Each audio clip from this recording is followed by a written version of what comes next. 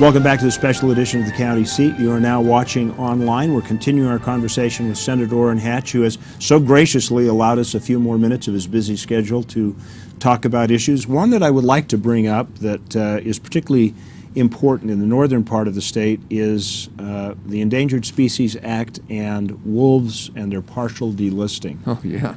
That was one of the big cause celebs this last year, and I was one of the leaders who helped to delist the gray wolf as an endangered species in Montana, Wyoming, and Idaho, and a little part in northern Utah, because we don't have a lot of them in our state.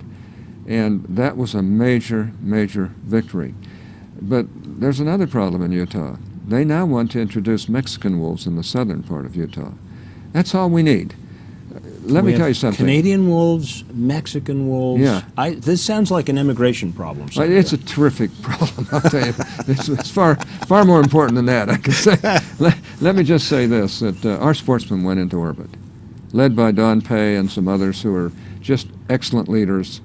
They have spent millions and millions of dollars bringing in all kinds of exotic animals and keeping our elk herds up and our deer herds and our bighorn sheep, our mountain goats, I mean, and other very, very expensive top species. People come from all over the place to hunt in Utah.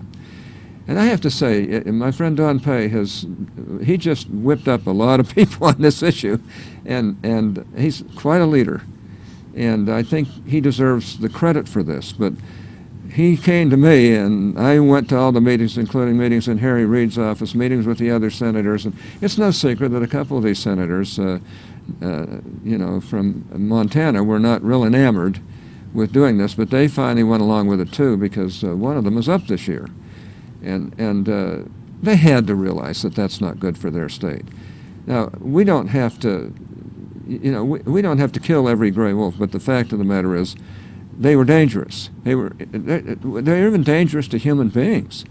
And if you shoot one, you're in real trouble as long as they're an endangered species, unless you can absolutely prove that your life was in danger. And I have to say, our sportsmen won that battle. You know, a lot of people do not take into account that there is an agricultural side of that argument that is apparently currently costing the federal government money. Well, think of all the cattle that these darn wolves were killing, the domestic animals they were killing, the threat to human life. There were so many of them. They were just proliferating like mad. And I'm not against having moderate and reasonable approaches towards the endangered species in this country, but the environmentalists have carried that way over, way out of line. And I'll tell you, we in Utah are sick of them. We don't think they act with reasonability. And they would love to just shut down all of Utah's ability to pull itself up by its bootstraps, and its oil and gas, and its mineral development in farming and ranching and grazing, and you name it. They'd shut it all down if they could get away with it. That's one reason why I'm running again, because I think that you got to have the experience there that is respected, so that I can call on a Secretary of the Interior and say, I want you up here to see me. And he knows what I'm going to be beating him about the head on, in a figurative sense, of course. But all I can say is that I'm tired of Utah and the rest of the Intermountain West being treated like we're just servants of the rest of the government, when other states were given back their federal lands. Why aren't we giving back our federal lands? And I'll tell you one thing, we do a lot better job than the federal overseers that we have right now. I look in terms of the shutdowns of our ability to really pull ourselves up by the bootstraps. On the other hand, let me just give one victory. The Prairie Dogs have just been a plague in Orrin County and Cedar City.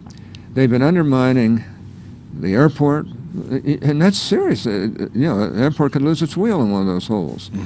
They've been going into the graveyard in Pagona, and right into the graves, sacred graves.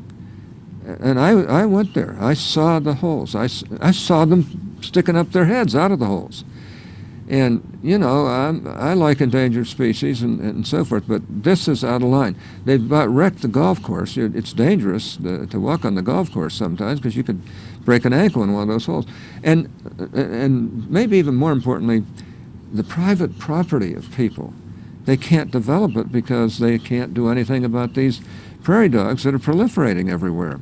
Well, I asked the U.S. Department of Fish and Wildlife to come out, and to their credit, they did.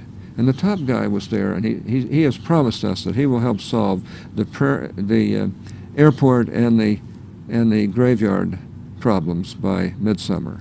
And he has said he will keep an open mind and will work to solve the golf course and the private land problems as well. And I want to give him credit for that. I don't want to sound like I'm totally opposed to everything everybody who works in the federal government. This man was very reasonable, very decent, but even he has to jump through all kinds of hoops, or SUA or one of these environmental organizations will sue at a drop of a hat. And it's expensive. It costs the taxpayers an arm and a leg, and they usually wind up getting attorney's fees paid for by the taxpayers. This is ridiculous.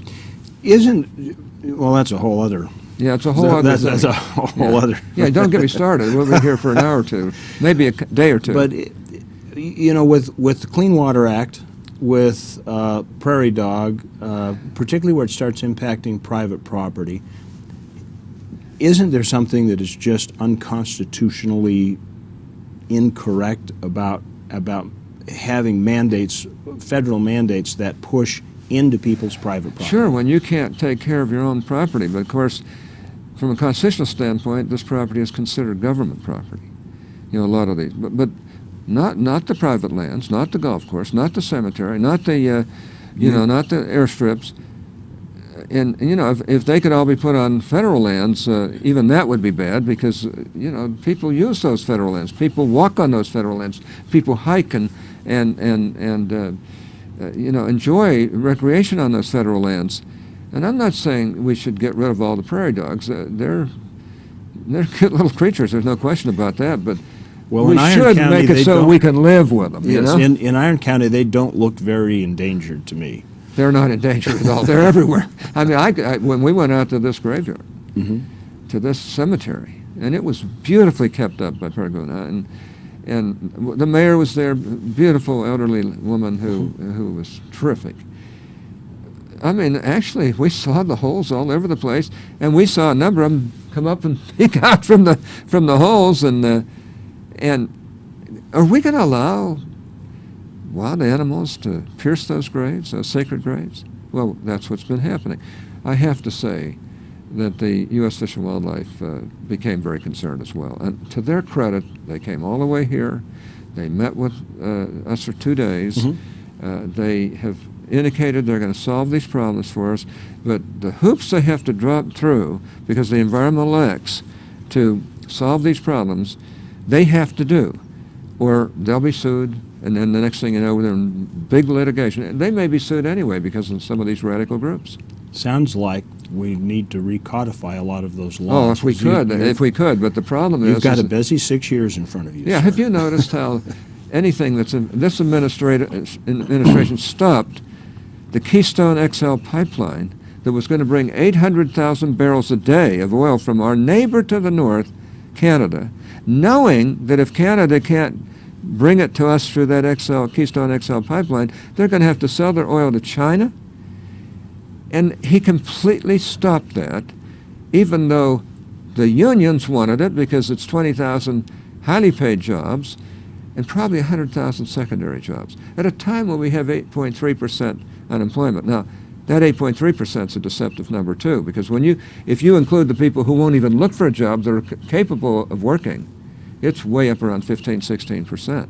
And I've got to tell you, when you add to that the fact that even Secretary Geithner admitted to me in open forum in the Finance Committee, I was questioning him, that the bottom 51% of all households don't pay a dime in income taxes. They pay payroll taxes, but they get more money back in refundable tax credits than they get in payroll taxes.